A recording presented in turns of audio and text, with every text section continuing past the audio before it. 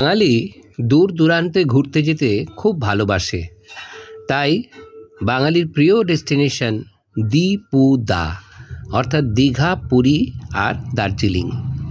সাগরপ্রিয় বাঙালি ধর্মের আকর্ষণে তাই বারবার ছুটে গেছে পুরী। পাশের রাজ্য উড়িষ্যায় প্রভু জগন্নাথ দেবের পবিত্র তীর্থস্থান পুরীতে তাই সব বয়সের বাঙালির নিত্য আনাগোনা।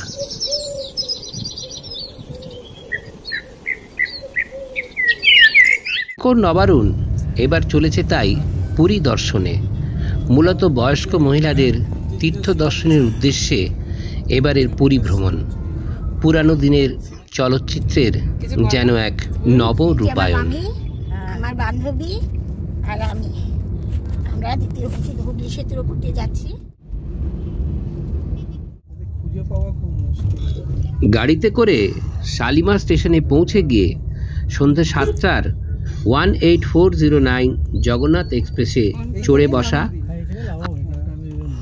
আমাদের গাড়ির সারথি। আমরা শালিমার স্টেশনে এসে পৌঁছে গেছি প্রায় 1 ঘন্টা আগে।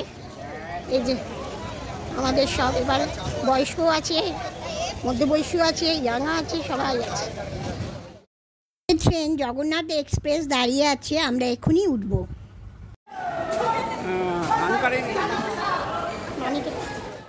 কেমন করেছে? ভালো। আমরা অনেক আগে এসে গেছি, তাই এখন রিল্যাক্স করে চা খাচ্ছি। এই যে মামি, এই যে মাসি, গুছুনি সব গুছিয়ে নিয়ে এসছে, চা কফি সব মজুদ। আমাদের ট্রেন রাইট টাইমই ছাড়বে, একদম 1:05 স্টেশন থেকে বেরোচ্ছে। বাবা জগন্নাথ মিলিয়ে দিয়েছে আর সবার সঙ্গে, ফ্যামিলি সবার সঙ্গে যাওয়ার আনন্দটাই আলাদা। কি মিস্টার, কেমন লাগছে? বেশ এক্সাইটিং লাগছে, একদম ভোরবেলা গিয়ে সানরাইজ দেখা হবে। ট্রেন ছাড়লো, আমাদের এসি 3 টায়ার। বোন নোনতা সুজি করে পাঠিয়েছে, সব ভর্তি ছিল, পুরো খাওয়া হয়ে গেছে। খাবো না করে সবাই খেয়ে নিয়েছে। কলকাতাতে আমরাও, কলকাতা কোথা থেকে? বাহ, একদম রাইট টাইমে ছেড়েছে, আশা করি রাইট টাইমে পৌঁছাবে, কিন্তু বলে তো আমাদের মুশকিল ওখান থেকে। হ্যাঁ হ্যাঁ, এটাই ব্যাপার। ট্রেনে আমাদের আলাপ হলো বেশ কয়েকজন বাঙালির সঙ্গে, যারা আমাদের সাবস্ক্রাইবার এবং এক্সটেন্ডেড ফ্যামিলির সদস্য। খুব ভালো লাগলো ওনাদের সাথে পরিচয় হয়ে। ভোরের আলোয় ব্রিজের ওপর দিয়ে যেতে যেতে মনটা কেন যেন হঠাৎ উদাস হয়ে গেল।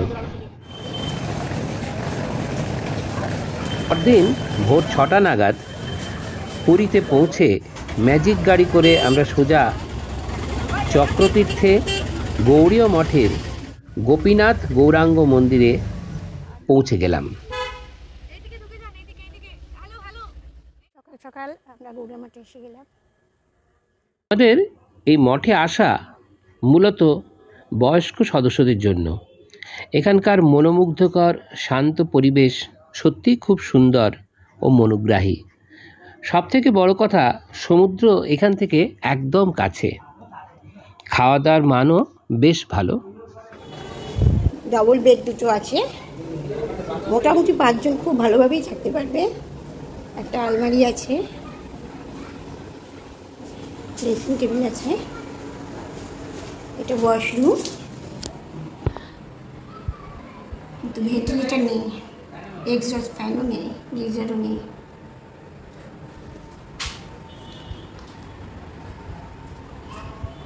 এইরকমই প্রত্যেকটা ঘরের রুম।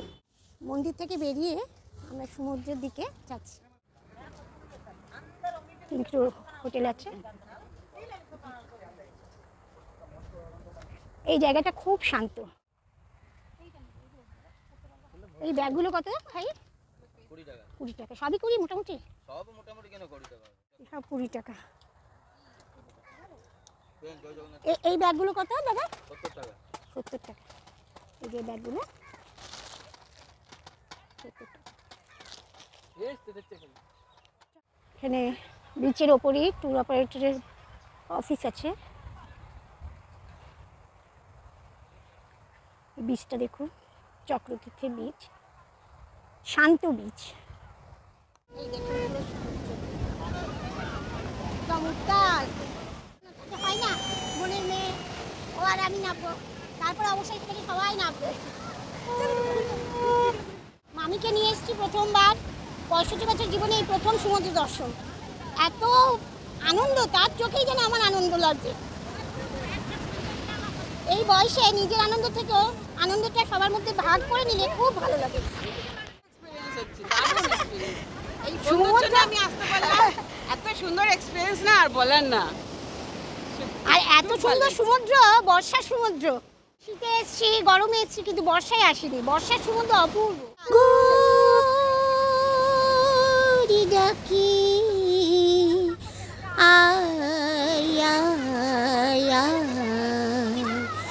আমার গানে জীবনানি চলাই সারা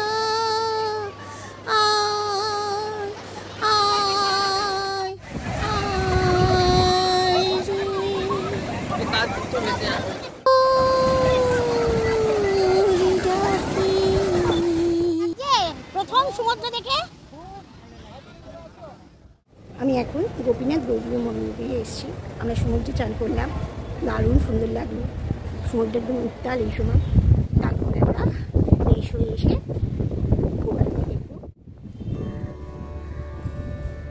ভগবানকে জায়গা আমাদের একটু মিষ্টি ভোগ দেওয়া হয়, ভগবানকে দেওয়ার তারপরে আরতি করা হয় কমলা 4:30টায় আরম্ভ।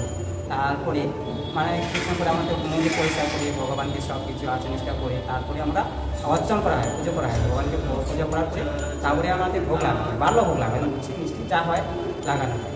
তারপরে লাগার পরে তারপরে তো হলো, তারপরে আমাদের 12টার সময় 11টার সময় আমাদের ভোগ লাগানো মানে অন্য ভোগ। দেখো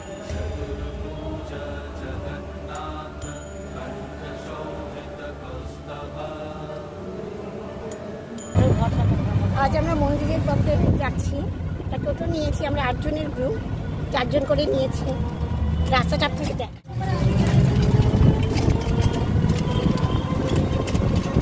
সুন্দর সুন্দর বাড়ি হয়েছে। লোকালিটির ভেতর দিয়েই আমাদের গাড়ি যাচ্ছে, এটা দেখতে আরো ভালো লাগছে।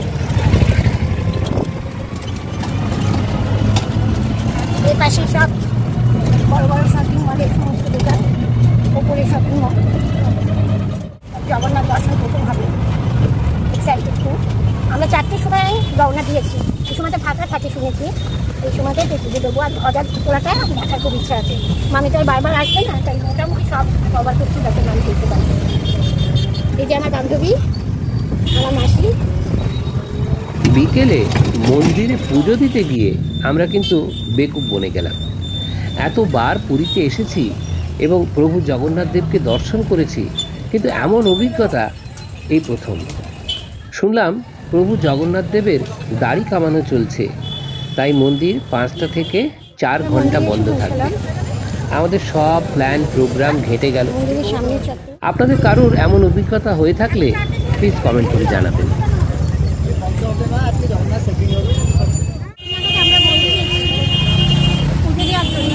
হঠাৎ শুনলাম জগন্নাথের ট্রেনিং করার জন্য 4 ঘন্টা বন্ধ থাকে। অদ্ভুত লাগলো। এবার কী করবো, আমরা ভাবছি সর্বদারে গিয়ে কিছু করি। মন্দিরে আসছি, পুরীতে আসছি, এরকম জগন্নাথ দেবের ট্রেনিং হয় বছরে, মাসে নাকি একটা দিন হয়। হোক, কি আর করা যাবে। আমরা তাই দুধের স্বাদ ঘোলে মেটানোর জন্য বসে গেলাম মন্দিরের ধ্বজা পরিবর্তন দেখতে।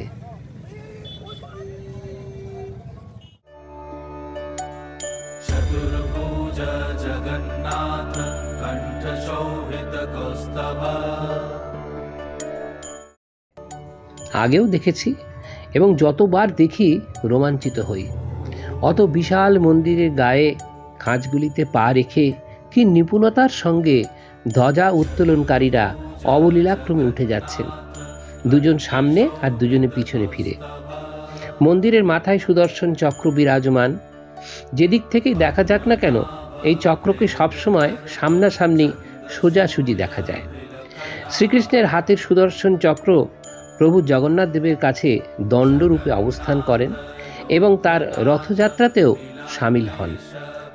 এই মন্দিরের ধ্বজা সর্বদা হাওয়ার গতির বিপরীতে উঠতে থাকে। পরপর ছোট বড় নানান মাপের ধ্বজা পরিবর্তন হলো। আমরা রুদ্ধশ্বাস হৃদয়ে তা প্রত্যক্ষ করে ধন্য হলাম।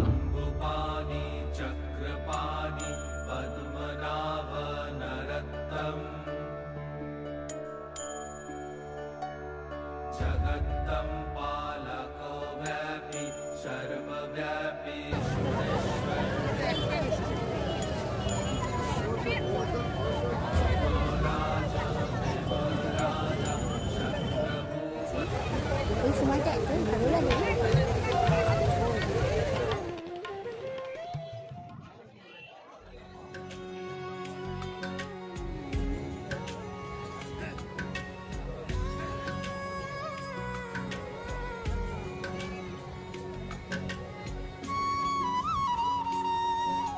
আমাদের জগন্নাথ মন্দির দর্শনের ভিডিও আসবে পরের পর্বগুলিতে। অনুরোধ থাকলো অবশ্যই দেখার। চোখ রাখুন এনকোর নবারুণের পর্দায় এবং পরপর পুরী ভ্রমণের বিভিন্ন ভিডিওগুলো দেখতে থাকুন। শেয়ার করে অন্যদেরও দেখার সুযোগ যে করে দেবেন তা তো বলাই বাহুল্য।